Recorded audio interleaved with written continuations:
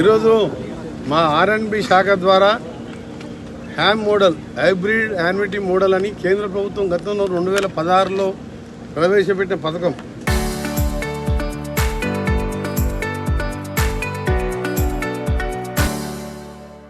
అంటే 40% రాష్ట్ర ప్రభుత్వం భరిస్తుంది, 60% ఆర్బీఐ ద్వారా మేము గ్యారెంటీ ఇచ్చి 6,300 కిలోమీటర్ల రోడ్లని డబుల్ రోడ్గా మార్చే కార్యక్రమం 13,000 కోట్లు టెండర్లు పూర్తని వర్క్ ఆర్డర్లు ఇచ్చినాము. నేను అదే పని మీద సంవత్సరంకి వెళ్ళి కష్టపడుతూ పంచాయతీరాజ్ 7,000 కోట్లు సీతక్క ఆధ్వర్యంలో దాన్ని 17వ తారీఖు రోజు సాయంత్రం 3 గంటలకు కనగల్ ప్రాంతంలో ఒక సైట్ చూసినాం. మళ్ళీ 4 గంటలకు కలెక్టర్ గారు, నేను, ఇతర అధికారులు, పోలీసు అధికారులు పోయి అక్కడ శంకుస్థాపన చేసి ఆ మొదటి ప్యాకేజు ధర్వేశ్వరం వరకు సిఆర్ఎఫ్లో డబల్ రోడ్ పెట్టించిన, డివైడర్ పెట్టించిన. ఎందుకంటే యాక్సిడెంట్ ఎక్కువైతుంది, అక్కడ ఫంక్షన్ హాల్స్ ఎక్కువైనాయి. అక్కడికి వెళ్ళి మొదలవుతుంది ప్యాకేజీ.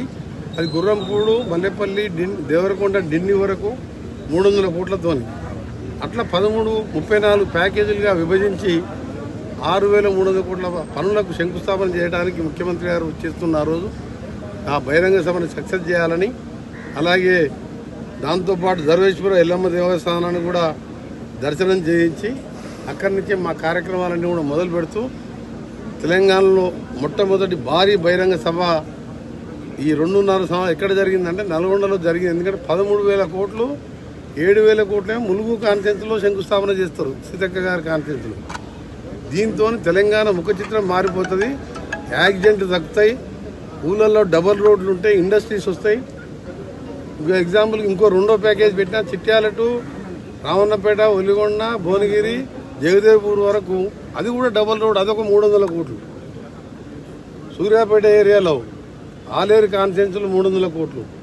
ఇట్లా జిల్లాతో పాటు రాష్ట్రం మొత్తం 13,000 కోట్లకు శంకుస్థాపన చేయడానికి ముఖ్యమంత్రి గారు వచ్చేస్తున్నాం. ఆ సభని ప్రెస్టేజ్గా తీసుకొని మా 13వ తారీఖు ఈ సర్ మీద మా మీటింగ్ ఉన్నది, మా బిఎల్ఓలది మీటింగు. దాంతోపాటు ఈరోజు మధ్యాహ్నం సైటు చూసి వచ్చిన తర్వాత అది ఏర్పాటు సంబంధించి కానీ ఇంకా ఏమేమి శాంక్షన్ చేయించాలి జిల్లాకు, మా మున్సిపల్ కార్పొరేషన్కి అదనంగా వాటర్ ట్రీట్మెంట్ ప్లాంట్ ఒకటి కావాలని మా మేయర్ గారు చెప్పడం జరిగింది.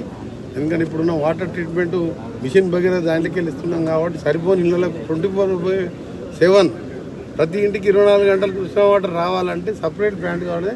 దాన్ని కూడా 120 కోట్లు శాంక్షన్ చేయడం జరిగింది.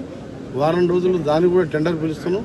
దాన్ని కూడా శంకుస్థాపన ఆ రోజే అక్కడి నుంచే వర్చువల్గా చేపించి నల్గొండ పట్టణాన్ని, నల్గొండ జిల్లాని తెలంగాణలో నెంబర్ 1గా చేయాలని ఆలోచన. నిన్న రాజ్యసభ ఎన్నికల్లో మీనాక్షి నటరాజన్ మా కాంగ్రెస్ పార్టీ ఇన్ఛార్జ్, ఆయన కాంగ్రెస్ పార్టీ అంటే ప్రాణం. బ్యాగ్ వేసుకొని బస్సులలో, ఆర్టీసీ బస్సులలో, ట్రైన్లో తిరుగుతూ flight ఎక్కకుండా bachelor single lady marriage చేసుకోకుండా పార్టీ కోసం గతంలో లోక్సభ, ఆమె పుట్టింది తమిళనాడు అయితే మధ్యప్రదేశ్కి వెళ్ళి లోక్సభ ఎన్నికైంది. ఆనెస్ట్ లీడర్ని రాజ్యసభలో మాకు 61 మంది ఉంటే ఓట్ చోరీ చేసినట్టు ఇలా రాజ్యసభ సీట్ చోరీ చేసి ఆమె డిస్క్వాలిఫై చేసిండ్రు. అంటే దేశంలో ప్రజాస్వామ్యం ఉన్నదా లేదా అనే ఒక అనుమానం వస్తున్నది. దీన్ని తీవ్రంగా ఖండిస్తున్నాం. ఇవాళ ఎలక్షన్ కమిషన్ కలుస్తానికి పొద్దున మా లీడర్లు పోయినరు. కోర్టులో కూడా పోరాటం చేస్తాం. తప్పకుండా ఇలాంటి పద్ధతులు మంచిది కాదని చెప్పి బీజేపీ గారిని కూడా హెచ్చరిక చేస్తూ ఈరోజు కోర్టులో కూడా ఉన్నది. తప్పకుండా మాకు న్యాయం జరుగుతున్న నమ్మకం ఉన్నది. ఎందుకంటే తెలంగాణలో మా గవర్నమెంట్ ఆ ఇన్ఛార్జు ఎప్పుడైంది, మా గవర్నమెంట్ వచ్చినాక ఆమె మీద కేసు ఎందుకు పెడతాం? మేము ఇప్పుడు ధర్నాలు చేసినామా? అది చెప్పడానికైనా నమ్మాలి కదా. ఆమె నాణ్యత రాజ్యసభలో, ఎందుకంటే ఆమె చాలా నాలెడ్జ్, హైలీ ఎడ్యుకేటెడ్. చూస్తానికి అట్లుంటుంది కానీ ఒక గ్రామీణ ప్రాంతంలో మహిళలాగా ప్రజలలో చైతన్యం తీసుకురావడానికి ఆ స్పీచ్లు అట్లుంటాయి పార్లమెంట్లో. గతంలో లోక్సభ ఎంపీగా రాజగోపాల్ రెడ్డి గారు ఎంబడి లోక్సభ ఎంపీ ఉండే 2009లో. అలాంటి ఒక మంచి వ్యక్తిని ఈరోజు బీజేపీ మోసం చేసి డిస్క్వాలిఫై చేయడం అన్యాయం. దీన్ని తీవ్రంగా ఖండిస్తుంది.